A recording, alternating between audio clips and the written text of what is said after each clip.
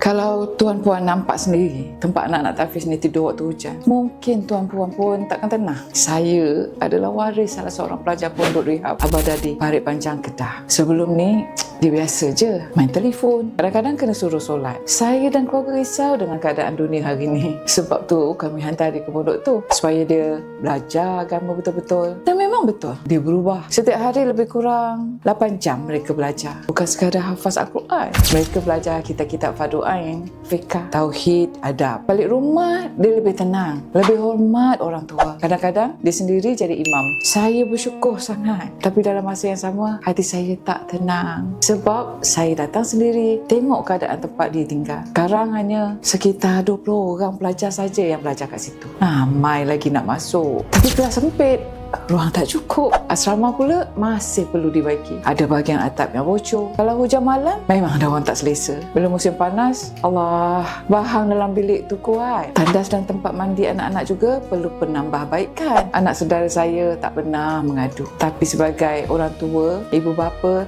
kita tahu saya bantu sekadar yang saya mampu. Tapi saya sedar, kalau harap seorang dua orang je, memang lambat nak berubah. Sebab tu saya fikir, kalau saya bantu, bukan untuk anak saya saja. Anak saya dah dapat peluang belajar, tapi bagaimana dengan pelajar lain? Bagaimana dengan generasi selepas ni? Ini bukan untuk keluarga saya, ini untuk generasi kita. Kalau kita tak mampu mengajar, sekurang-kurangnya kita boleh menyokong. Tak perlu tunggu mampu besar. Sedikit pun bermakna kalau ramai orang buat. Saya cuma tak sanggup buat tak tahu selepas melihat sendiri keadaan itu. Terima kasih.